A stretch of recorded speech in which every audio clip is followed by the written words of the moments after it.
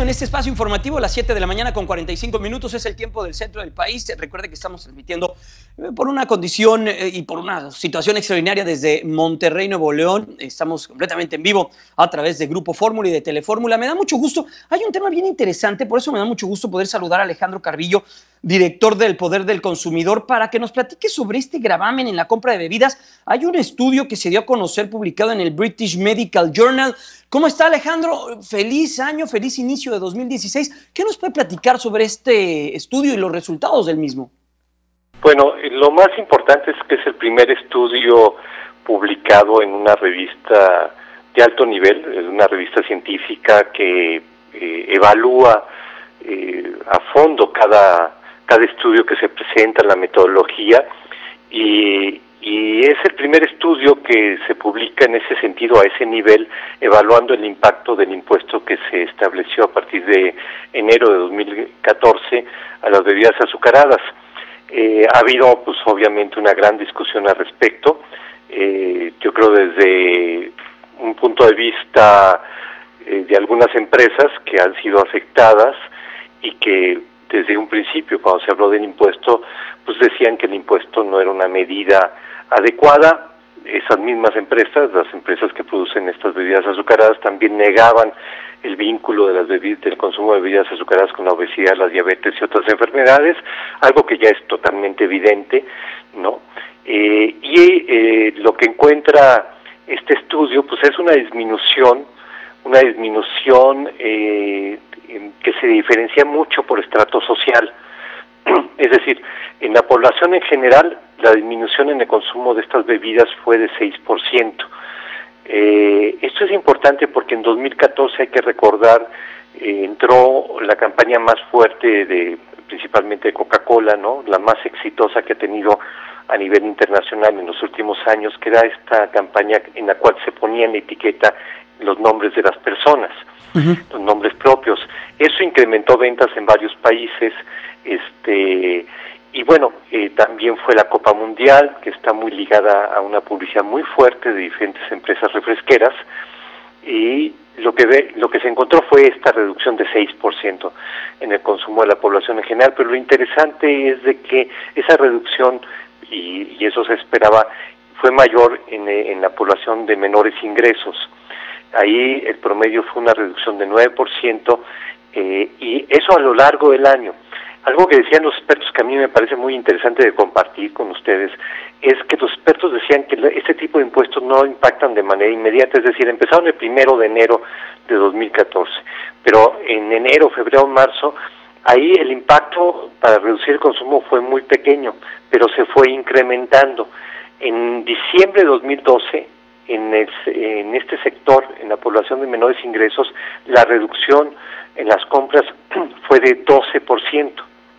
Entonces, es algo que se busca. Realmente la población de menores ingresos es la población que sufre los mayores daños. O sea, estamos en una epidemia de sobrepeso, obesidad y diabetes tremenda.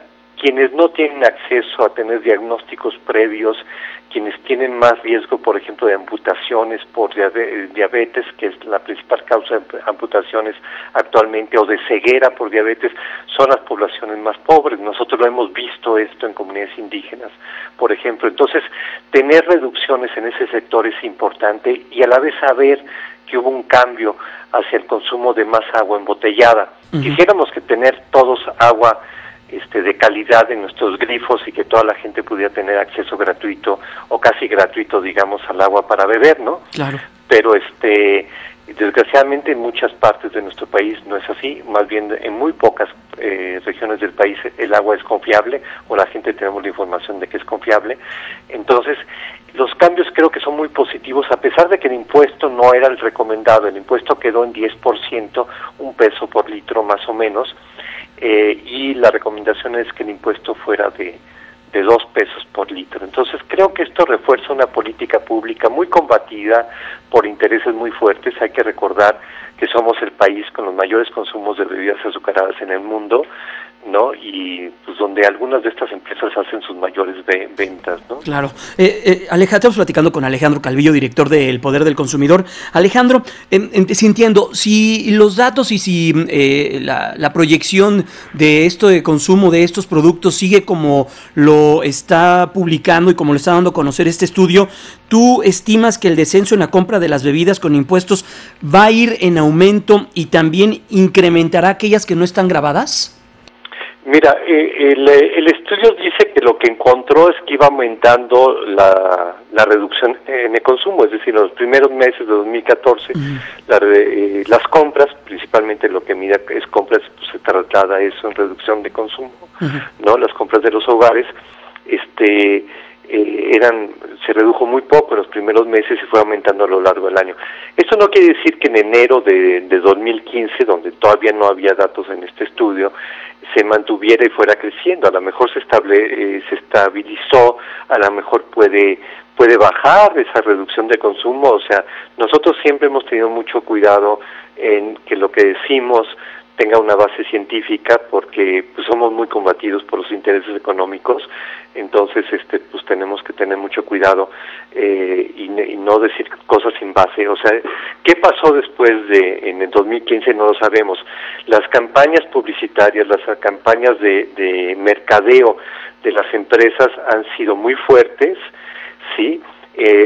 Lo que se ve, por ejemplo, en el estudio es que bajan menos el consumo de bebidas carbonatadas que las bebidas que tienen azúcar añadida y que no son carbonatadas.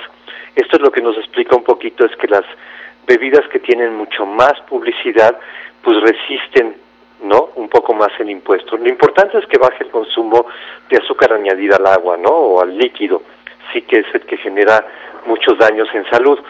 Pero aquí creo que también un elemento es que se deberían de tomar más medidas para contrarrestar, ¿no?, y generar mayor conciencia en la población, ¿no?, también sobre para lograr bajar el consumo igual de las bebidas carbonatadas que del resto de las bebidas, ¿no? Igual, como bien lo comentas, Alejandro, y quizá no viene en este estudio, porque este estudio se basa propiamente en cuáles son los impactos que se tiene, pero también otro de los grandes debates que se tuvo con este impuesto es qué hacer con estos recursos que se generan. Recuerdo que había programas o había propuestas de llevar agua potable o bebederos a las escuelas. ¿Ahí ustedes qué seguimiento le han dado al uso de estos recursos que se ha generado con este IEPS? Sí, pues nosotros hemos estado sobre eso, ¿no? Nosotros desde hace 5 años que hablábamos del impuesto a las bebidas azucaradas, hablábamos siempre de que decíamos impuesto a las bebidas azucaradas para bebederos en las escuelas. Esto ha sido una batalla. Secretaría de Hacienda nunca ha querido etiquetar directamente un recurso. Sin embargo, en Cámara de Diputados se aprobó una ley que volvía obligatorio los bebederos, ¿no? Lo pone condicional a los recursos disponibles y demás, pero hemos metido presión. El primer año, para 2015, se asignaron como 1.300 millones de pesos para bebederos, que es una cantidad significativa, importante. Nosotros hicimos presión con un acto público fuera de la Secretaría de Educación, pidiendo a Secretaría de Educación que informara dónde estaba ese dinero. Ahora se están asignando también una cantidad un poco menor a esa, pero si las juntamos, pues ya son más de 2.000 millones de pesos.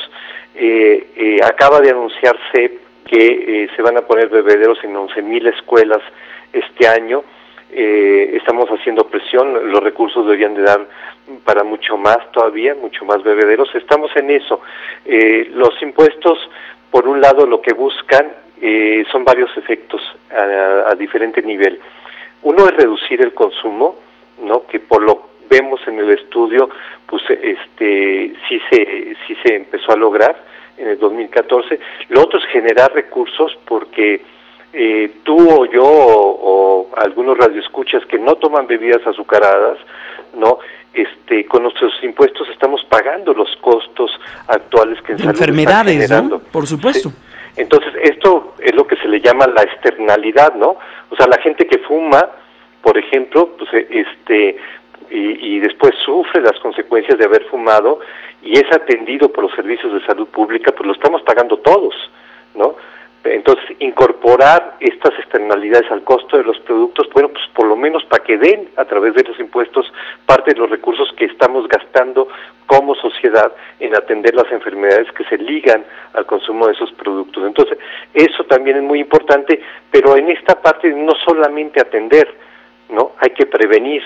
Y ahí es donde nosotros estamos metiendo presión. Queremos que no hay recursos suficientes para la prevención, ¿sí? Entonces es lo que estamos pidiendo y estamos metiendo presión al gobierno que haya mayores recursos para prevenir el sobrepeso, la obesidad y la diabetes, que son una epidemia en nuestro país. En el sexenio pasado, es un dato que siempre damos, en el sexenio del presidente Calderón, ¿no? En esos 6 años murieron 500,000 de personas por diabetes, ¿no? Qué cosa. Alejandro, ¿cómo pueden, por último, acercarse a este estudio, a esta publicación por parte de este British Medical Journal, junto con otras entidades que dieron a conocer el estudio? Sí, yo les recomendaría entrar tanto a la página del Instituto Nacional de Salud Pública, es insp.gov.mx, o pueden entrar a la página nuestra, que es elpoderdelconsumidor.org, donde viene la liga al documento que fue publicado por el British Medical Journal, ¿no? Gracias a ustedes por la oportunidad. Muchas gracias, Alejandro Calvillo, director de El Poder del Consumidor. Interesante esto, y seguramente le vamos a dar seguimiento a esto que está dando a conocer este estudio que se publicó en el British Medical Journal.